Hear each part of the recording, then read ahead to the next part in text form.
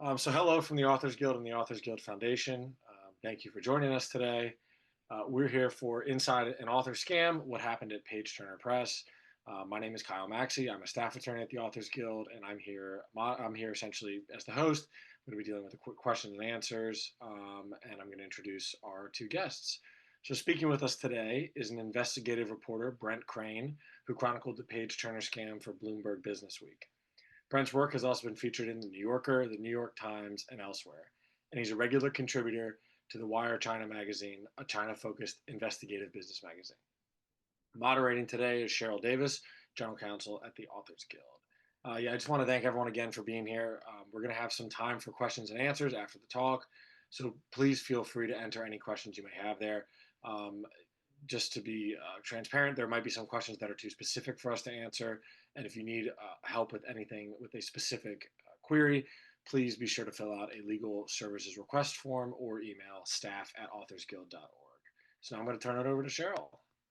Thank you, Kyle. As Kyle said, I'm the General Counsel of the Authors Guild, for those of you who may not know my face. And we are the oldest and largest professional writers association. We've got over 16,000 members at this point. Professional published members of all genres, and we count historians, biographers, academicians, journalists, and other writers of nonfiction and fiction as our members. We work to promote the rights and professional interests of authors in various areas, including copyright, freedom of expression, fair contracts, and artificial intelligence. And right now, today, as we are here to discuss scamming. We've become increasingly involved in the scamming area since somebody tried to use our name to scam authors. And since then, we've become more and more aware of what's going on. We issue our scam alerts, as you hopefully are aware of. And most recently, we were working with the FBI in connection with the PageTurner situation, which came to our attention when a member reported having been scammed by PageTurner. So I'm going to let Brent explain a bit more about that situation. And Brent, you approached me and started asking questions about the Authors Guild and PageTurner. Yeah, I approached you guys and you were very helpful. I mean, it was what drew me to the story was um just how big this scamming phenomenon was and sort of how little covered it was. As soon as I started reaching out to people like yourself and other sort of advocacy groups, everyone was just saying the same thing. I mean, this is just a torrent of scams targeting writers. And what were you when you started to look into it? What were you finding any trends, anything that leapt out at you as how this was being accomplished? Yeah, I mean, so I should say, I started on this through the PageTurner case, which was the specific case. Um, its founder, Mike Serdilia, this Filipino, was arrested here in San Diego, where I'm based, actually, by the FBI, and so I caught wind of that, and I started looking into it, and I realized it wasn't just this one scam company, right? I mean, it's hundreds of scam companies, and I found Writers Beware, which I'm sure many of Yeah. our listeners will be aware of. This blog run by Victoria Strauss out of Massachusetts, that tracks, sort of scams and other misdeeds targeting writers. And my first question really I had for her was why the Philippines? Because quickly when you start looking into this issue, you see that like so many of these scammers are based in the Philippines, and not only just the Philippines, but in this one city in the Philippines. And that was really my sort of my opening question in the story. It was like, why this place? And did she give you an answer? Yeah. I mean, happily, it was sort of a very easy answer, which is Mhm. this company, Author Solutions, Yeah. which I know you guys are well aware of, had outsourced its operations there in 2009. Um, and a lot of the scammers who started scam companies had worked there. Okay, well, people are asking us, I'm sorry, we've leapt ahead. We haven't actually explained what the page turner scam was. Yeah, so the PageTurner scam was, they would, so I should say the FBI says it was a $44 million scam. though in my reporting, former employees were saying, oh no, it was way higher than that. I have no doubt. Yeah, but so basically the way it worked is, it would get writers and say, hey, we're this San Diego-based self-publishing author services company, and we think your book is really great, and we can do all these sort of typical author services for you, like marketing, and we'll print the book and blah blah blah. And then once they sort of hook them with that, then they come to them and say, oh, great news, Netflix wants to turn your book into a series and they're going to pay you $7 million to do it. But you have to pay us $20,000 for a screenplay and $30,000 for, whatever. And then they just sort of milk writers dry, and then just disappear. And they did this to, hundreds and hundreds of people. Hmm. And unfortunately, we see scammers like PageTurner are all the time. People coming to us and saying, like, somebody approached me, like, out of the blue and said they were from a film company, said they were from various and sundry places. And I'm always emailing people back saying, like, no, this is not a legitimate. Say, like, paramountpictures@gmail.com is not a legitimate email address. And you need to be cautious and when people approach you and those sorts of things. So that's really the page turner scam was a turbocharged version of a scam that people are doing. It's very common out there these days. So, and I Mhm. think to remember is like if people are offering to provide services for you, be very careful, like to know who you're dealing with and what are they guaranteeing you things like $80,000 in royalties, which we've seen documents like that saying people are guaranteeing a certain amount of royalties. Like, no, that's not legit. Yeah, and I think the number one thing that writers should really look out for, like the biggest red flag, is if they're asking for money from you, Mhm. it's a scam, Yeah. basically. I mean, I guess the gray area is like self-publishing, which is, you do pay to print, as they say, but like if they're asking for money constantly, it's a Mhm. scam. Yeah. And if they're making representations about the big companies who are interested in your book, then that is probably a scam as well. And I'm well acquainted with the folks at Macmillan and Simon and Schuster, et cetera, who people keep saying, "Oh, we've got this prominent publisher interested," and I'm saying, "You don't know anything about this book, do you?" And they say no. So I unfortunately have to report that back to the author. And I've had like heartbreaking communications where people saying, like, "Are you sure that Penguin Random House doesn't want to do my book?" I'm very sure. I'm very sorry. You've been lied to. I know. And I mean, it's very heartbreaking. Obviously I am a writer, and I understand the motivation. I understand the vulnerability that the scammers Mhm. um, use against you, which is, this need for recognition, this, you've put your heart and soul into this book or whatever it is, and you believe in it, and the scammers exploit that. Um, and the only remedy really is to just sort of, you know, do your due diligence and, reach out to bodies like yourselves, to confirm, because you mentioned the paramount@gmail.com email address, but a lot of them are way more sophisticated than that. Um, they will give you documents and contracts that really look like the real thing. Mhm. And they'll use email addresses that really look like the real thing, except maybe there's like one letter off or something. Mhm. Um, and so they're getting good.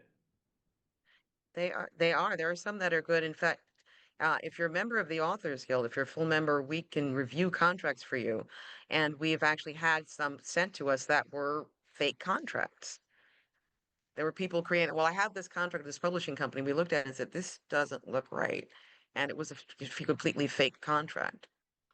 And Oh, one of the things that they've become better at it in terms of it used, well, it still is, being things like, we've read your book, it's really great.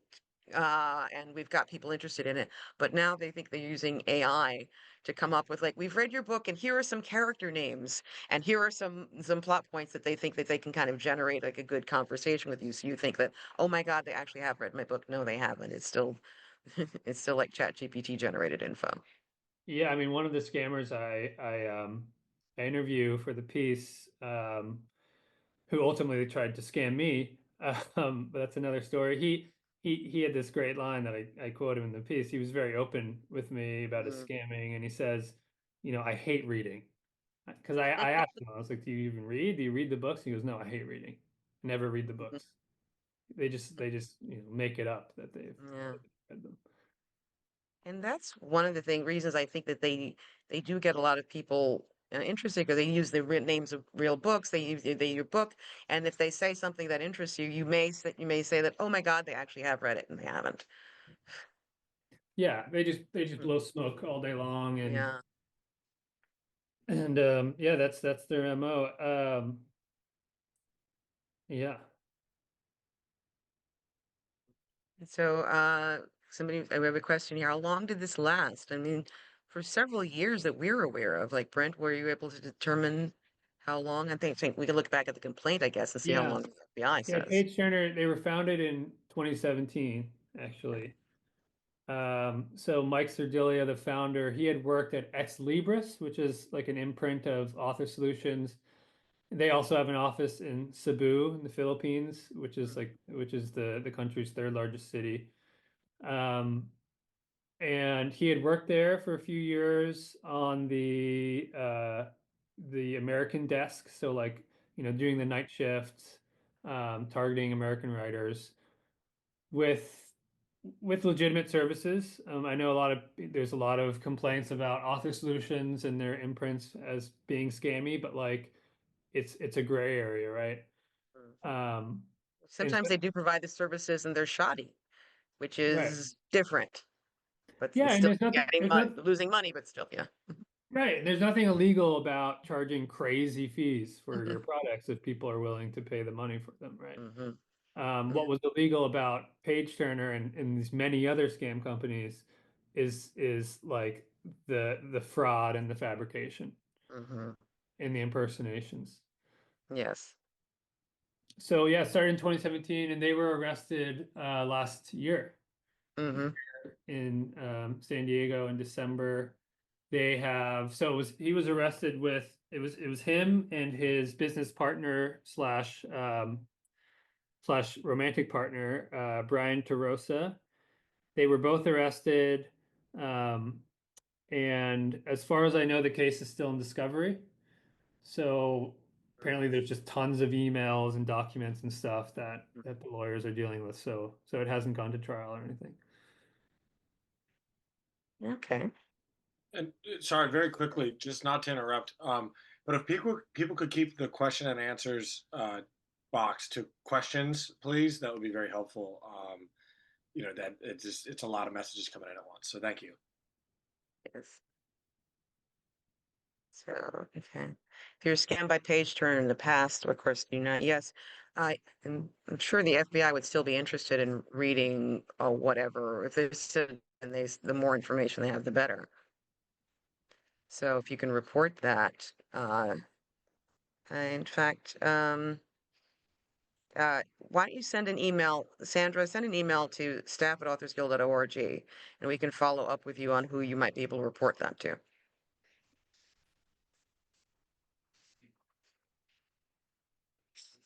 Let's see. If you wanted to help with a contract, who should I contact? Well, if you're full members of, a member of the Authors Guild, put in a legal request form. We have legal request forms available on this website. Okay. Cheryl, you said that you told me that the Authors Guild has been impersonated in scams. How so? That was bizarre. It came to our attention when an author was reaching out to us as a publisher, said, I have an agreement with your company, and I'm emailing you to follow up on it. Like, what are you talking? We're not a publisher. What are you talking about? So then we found out information, and these scammers, called Silver Ink, have been representing that they were working with the Authors Guild PRH, Simon and Schuster, etc. All of these various companies, they used all of our logos on their letterhead saying, we're working with we're with the authorization of the Authors Guild, we are working with these companies, and we are going to publish your book and guarantee you like $30,000 in royalties, etc. Like standard scam, but that's how we got looped into it. We of course reached out to these people and said, you were not working with us, cease and desist, stop immediately. And we got the, oh, that was a rogue employee argument. It's like, yeah, your rogue employee is still very active in using our letterhead and our logos. And that's really when I started dealing with the fraud departments of the Hachette and all of these various places. Like, hey, they're using your names. You better know that this is going on out there. So we did that. We reported them to the Better Business Bureau. We reported them to the FBI. We reported them hither and yon. And the twistedly amusing part was that once we started doing that, they did stop using our name and they stopped using the name of prominent publishers, but it was like global search and replace. We have an agreement with traditional publisher to publish your book. Yeah. Yeah, it's tricky because they really all are mostly based abroad. Uh, Hmm. and it's When like they one of say those they're things here, they that, have like virtual offices or whatever. You try to track them down. Like when we tried to do so with Silver Ink, then they said their offices were closed. And I have yeah. no doubt they're someplace else under a different name. Yeah, and it's like, how do you, if you're the FBI, um, how do you really stop them, right? I mean, the only reason the page turner guys got caught is because they were sort of stupid enough to come here, Yeah. um, because their aunt also got arrested. She lived here, Hmm. and they had set up like bank accounts here, but yeah, if they don't, come to the US, I don't Hmm. really know how you enforce it. And the Filipino authorities really don't seem to be doing anything about it, um, even though there are people begging them to. So, yeah, Hmm. I don't really know how you stop it. Hmm.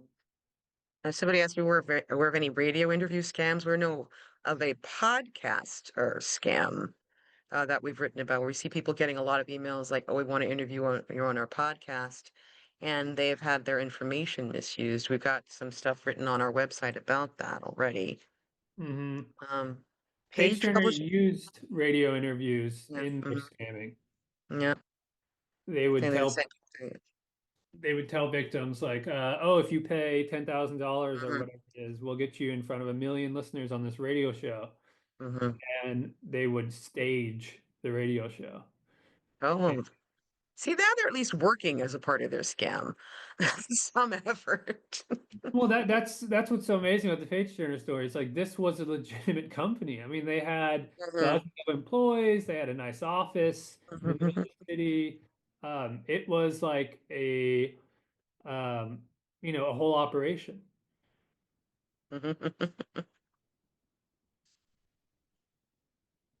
And somebody said Author Solutions. Is Author Solutions part of this scam? And Elizabeth, and unfortunately, it looks like it could be. We're not gonna. They can't really tell you what your particular situation is. I can't really answer, but it's if you have an issue or question, please email it to us. You say, what are standout red flags? I mean, we've listed out some red flags. Brent, do you want to get into some more? Like we've got on our scam alert, we've to suggest things like check the validity of the if they have a website, does it look like a legit website or does it look like, because we've seen some pages where they haven't even bothered to change the text from the gobbledygook that comes when you pull up photos. Like, okay, Yeah. this isn't looking very legit. Check the email address and see if that is in fact legit. And you can do some Google research to see if there's anything out there about this company, and Yeah. if it's yeah. I would say, yeah, what you said is number one. Maybe a thing I would do. Is there anything out there about the company? First thing I would do is go to Writers Beware. That Mm-hmm. website that Victoria Yes. Strauss runs because Yeah. it is such Mm-hmm. an amazing resource. And if you can't find anything about it, just make a comment because she really is quick to respond to the comments. And yeah, I don't know about the website because a lot of them make legitimate looking websites, right? It's Hmm. so easy to do that now, especially with like AI Yeah. content creation. Hmm. Um, so even if it has a totally legitimate looking website, doesn't mean it's a legitimate operation. I No. think one thing I learned is that none of the scammers will video call. That seems like a way to sort of like, call them out. Like, okay, you say you're real, let's do a video call. Apparently, like, 9 times out of 10, they say, "Oh, I can't because my company has like privacy laws or something," right? Which is Mm. so that's maybe another thing to do is can we do a video call? Of course, like, in theory, a scammer could just do a video call with you, so that's not like foolproof, but Hmm. yeah, things like that. I mean, approaching advocacy bodies like yourself, Hmm. and then just I don't know, there is sort of a sense of like you have to have like a BS detector, right? Hmm. Like if someone is telling you Netflix is going to pay you $7 million for your book Yeah. that you've never had any, that you haven't had huge sales on to begin with, like maybe that's a red flag to me. So yeah. Yeah, and you can check our scam reports, which come out pretty regularly, because when we hear things, we do let our members know about them. And it's not just like the particular name of the company, but the type of behavior that we see out there. And if you say, this looks kind of like this other company that somebody reported, Yeah. hmm you say, oh, somebody posted the cage of the scam reports. Kyle, could you stick our link in the general chat? People can see the general chat, right? To our scam alerts. Okay. Let me see. How do these scammers get writers' email addresses? I'm thinking, are they hacking systems? Not that they're necessarily hacking systems, but I think, I don't know. How do we think? I mean, some people, unfortunately, have been scraping our members' websites to get email addresses and sending them materials. So we've gotten recent reports about if it looks like they're coming from the Authors Guild, it's actually somebody's like scrape the websites. No, that is a very important question actually, Yeah. because um, so the way that the scammers that I talked to got, Hmm. they call them leads. And that's like so important to their business. And one way they do it is in Cebu, in the city in the Philippines, they would basically bribe former Author Solutions or current Author Solutions employees for leads, right? Because Author Solutions has this whole, archive of I don't know how many thousands of emails, and they would bribe them for them. Also, like I mentioned before, a lot of the scammers that started scam companies had previously worked at Author Solutions, so they brought their leads that they got from there. Um, I'm sure there's places on like the dark web that you can Mm. buy this stuff, honestly. I mean, I just want to underline how organized this is as an operation because we're talking about, you know, tens of millions of dollars of money that scammers see lying on the table um, in It is this so world. profitable to them, it makes sense for them to try to do it efficiently and well. So profitable and so not prosecuted. Like Hmm. what is the downside for them, right? Hmm. Like 99% of them are going to get off. Um, they're not going to be punished. Yeah.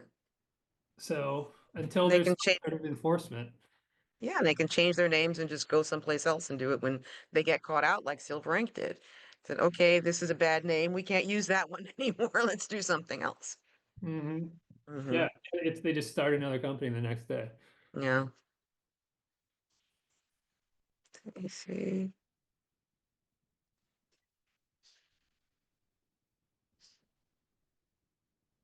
Um, Stating there were Texas. Oh, can you walk us through the experience of an author or authors that was specifically egregious? How did the dollar amount add up to 44 million? Were these scammed authors paying up? Thank you. We had somebody report to us how an author was scammed out of six figures because the thing is the requests keep coming for money for various services, for like a pitch deck for your movie, for like, oh, you need to reformat something, you need to hire an expert, you need to hire a screenwriter, you need to pay for all various and sundry services, and it's just a never-ending process.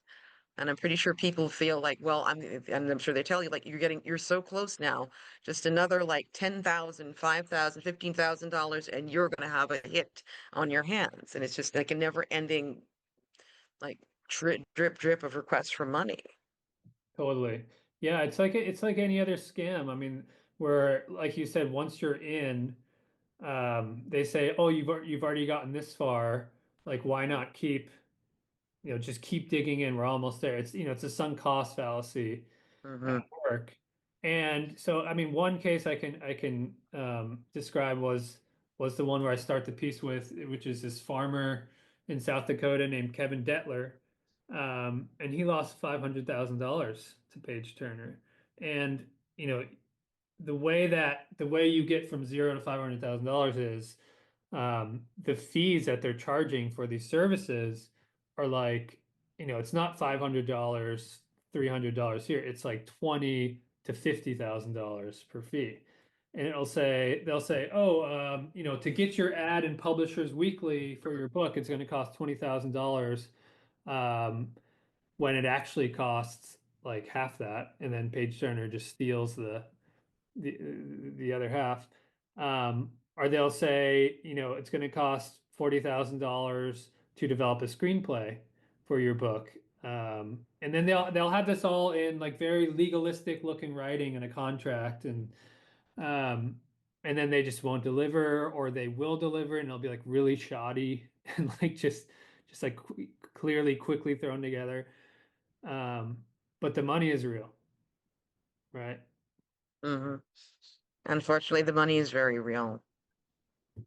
And Brent, somebody wants to know your story. How they tried to scam you. Yeah, I mean that's yeah, I should say it was not fun to experience, but it made for good material for the story. But yeah, so it's kind of a convoluted story, but basically this one scammer who I got in touch with through a victim who had been scamming this guy. Before I go to the Philippines, I'm talking to him on the phone and he's very open, and I'm like, why are you why are you like incriminating yourself to a journalist? Mhm, Like, why are you so open about this? And he's like, oh, because I feel guilty. And I just didn't believe that explanation. mhm, Um, because he clearly didn't feel guilty. He was like very proud, actually. And so I sort of had this wariness. I was like, oh, he's probably going to try to scam me at some point. Like what other incentive does he have to be speaking with me? And so I meet him in a Starbucks in Cebu. It's me and like my fixer, who's a local journalist. And we have like an hour or two conversation with him. Again, he's very open. But then at the end of the conversation, he says, "Oh, by the way, I have all these documents that I took from Page Turner." And I was like, "Great, email them to me." He's like, "No, I have to show you them in person." mhm, And of course, I'm just mhm, like, this is a scam. This is the scam. mhm, mhm. And but my fixer was like very adamant. He's like, "No, I think he might actually have them. Like we should maybe try to meet Really? him." Um, and I was like, okay, well, so we meet in a public place again at this mall where the Starbucks was. And he doesn't have the documents. And he's like, "Oh, I've hired a driver who's coming over with the documents. Um, and he'll be here soon." And like we're waiting, an hour goes by, 2 hours goes by. Finally, this driver shows up. We walk outside to go to the driver, and like my alarms are Mhm. blaring right in my Yeah. head. I'm saying to my fixer, like, we really probably shouldn't be doing this. And we get to the driver.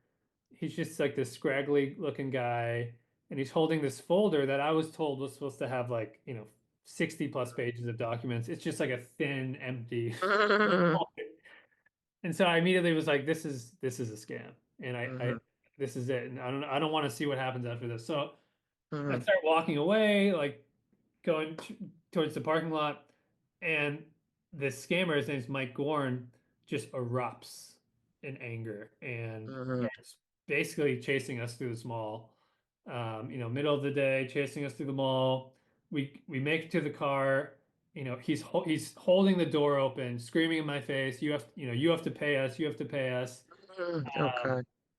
and my fixer is just like, it's just driving very slowly, like out of the parking spot, like excruciatingly slowly, because I don't know, maybe he doesn't want to rip his arm off or something. Mm, And I'm just thinking, if this guy pulls out a knife or a gun, I don't know where this goes, right? yeah. Luckily, my fixer drives off, and I had 2 more days left in Cebu, and I flew out that night. I did not feel safe to Mm, be there anymore. no, you're lucky. Thank goodness. But it was a to bring it back to the bigger phenomenon, it was illustrative in how these scammers operate.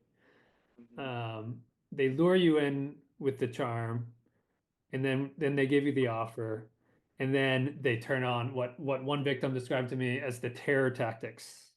Mm, And that's another way they get money out of people. They sort of berate them, mhm, they call them names.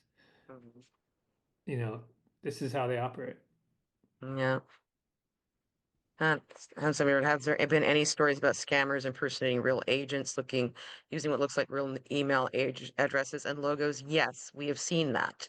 And we are working with the Association of American Literary Agents to try to see how we can better combat it because we've gotten reports from agents saying that people are reaching out using my name. And I'm not doing this. That's another thing to check to make sure that the person that you're communicating with is actually the person they represent themselves to be.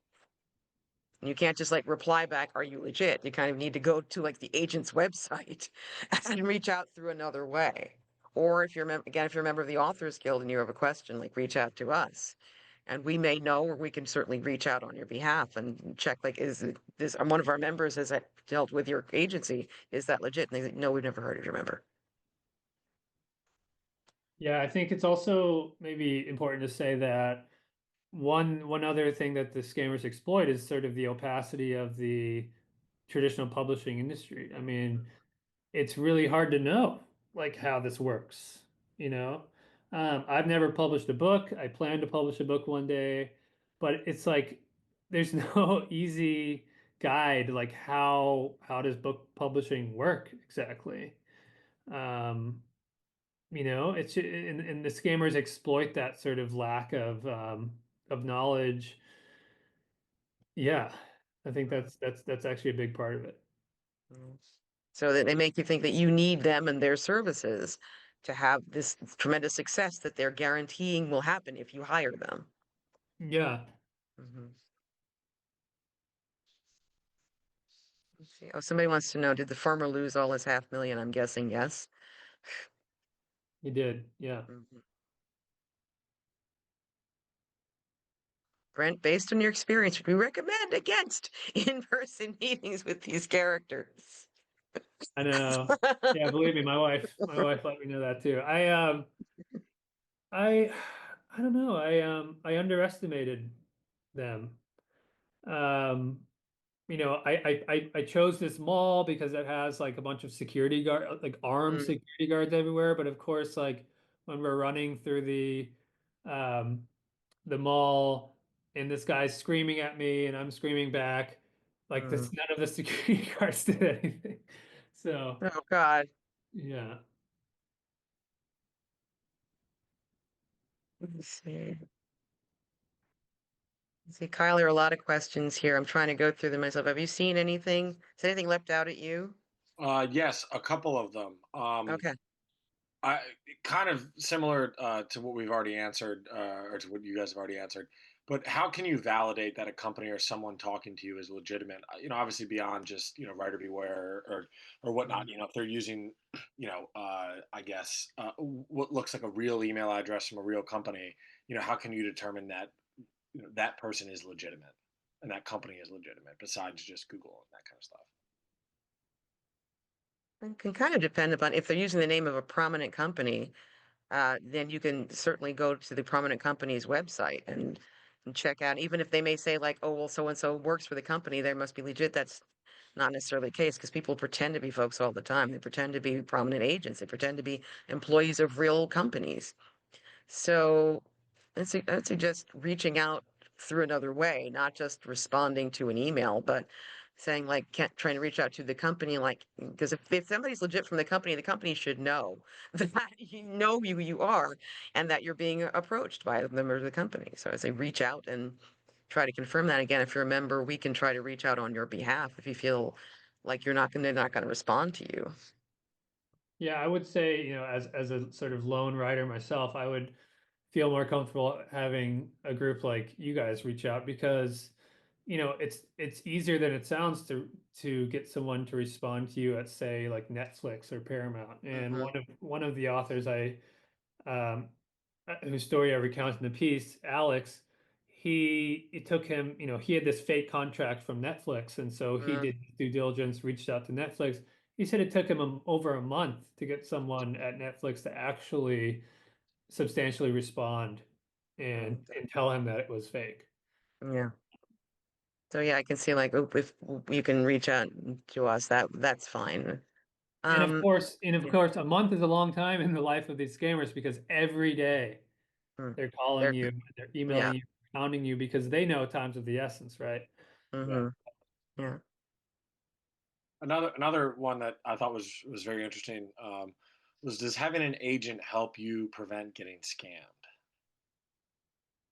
Well, it gives you certainly, if somebody's approaching you, you can say, great, contact my agent. And I doubt that a scammer is going to try to do this with an agent. Yeah. And then a lot of these scammers pretend to be agents, or Mm-hmm. they sort of call themselves agents. Um, and, I think a lot of writers might think, oh, great, easier said than done. Getting an agent's kind of hard, especially right for fiction Mm-hmm. writers. Yeah. But yes, I mean, if you do have a legit agent, I imagine these problems sort of go away. Mm-hmm. Did another one that I thought was also interesting as well was, I guess, what are the cost differences between, you know, like, I guess, what are the price differences between what scammers are allegedly willing to pay and what legitimate publishers are willing to pay? Or is it so astronomical for scammers that you look at that and you're like, oh, there's clearly royalty rates are way too high, that would, a legitimate publisher would never pay that, or is it more subtle? I guess is the question. I think Hmm. it's not so much that they would never pay, but they're not going to guarantee. Mm. And that's what these people say, like, you will get like 40,000, 60, whatever, the sky's the limit in terms of royalties if you do this. And like a legitimate publisher isn't gonna make that kind of representation to you. Yeah. I mean, the sort of um the Netflix stuff where, we're gonna turn your book into a movie or a series. Mm.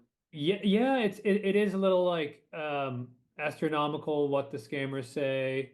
Um, but it's also not that crazy to like amount of money. Like they're, like how much did J.K. Rowling, how much was her book's Mm-hmm. option for, right? Like Mm-hmm. um so I mean the money is there, right? Netflix I'm sure has Mm-hmm. spent $7 million to option, a book, but so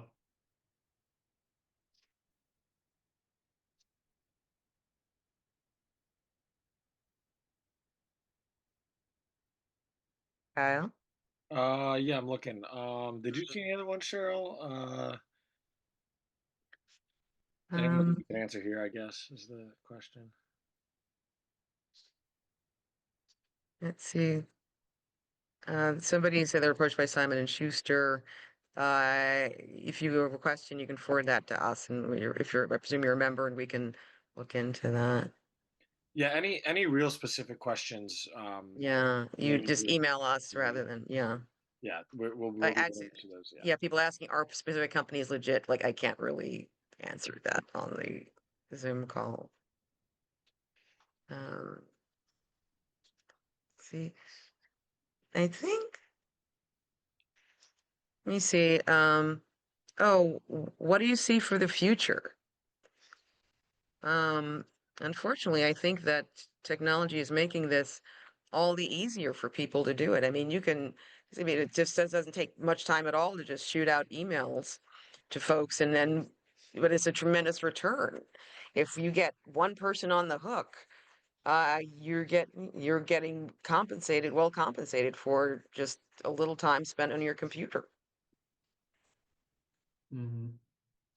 Yeah, I agree. I mean, it's like it's part and parcel of the greater phenomenon of scams. I mean, this really is the era of scams, and it's no mystery why it is. I mean, it's the internet just makes it way easier to run scams, because it's easier to contact people. Now it's easier to generate fake content, websites and identities. That's another thing. These scammers, like like I said, they pretend they're in America, right? They don't tell you we're based in Cebu, the Philippines. They say Mm, we're based in New York or San Diego, and they will steal people's images and use them as their own on their email avatar, or maybe they'll create, some of them would create fake IMDb pages when they're pretending to be directors or producers and stuff. So mhm. And I did see somebody was asking about Clearinghouse, and like, I'm not so much a Clearinghouse, but Writer Beware is a tremendous resource. Kyle, can you put a link to Writer Beware in the chat, please? Yes. Because Victoria has lists of thousands, tens of thousands, I don't know how many scammers that she lists on there and that she's encountered in her years of doing this. I was so impressed by her. I mean, I almost wanted to write just a whole piece about her because Mhm. she's so dogged, and I mean, she gets death threats like daily from these Mm, scammers, and then you can just see them in the comments. I mm. quote one in the piece. It was like, "You better not come to Cebu because I'm going to hurl a hot Starbucks in your face." Oh God. I hate her because she like Mhm. she really has been doing God's work in Mhm. preventing people from falling into the scammers' traps. So keep it up, Victoria. Yes, indeed. Kyle, I think I answered or responded to a number of things that I saw. Yeah. At least I think definitely covered the major Okay. topics. I would say. Yeah. Hey, Nice. Brent, do you have any takeaways for anybody? Any last points you want to hit folks with? Yeah, I would just like reiterate that I hope people are more discerning about offers, and to temper your enthusiasm, your happiness that you get when you see that great email about this great publishing offer. Just temper it with you know, some healthy suspicion, because this is the world we live in. It's like Mhm, anything you see on the internet and any email you receive. mhm. So yeah, that's just, I think that's really the main takeaway. All right. Well, thank you so much for joining us today, Brent. Yeah, thanks for having me. Okay. And thank all of our participants for joining us as well. Yeah. Thank you, everyone. Really appreciate it. Okay. All right. Have a Thank great you. rest of your day. Bye. Happy writing.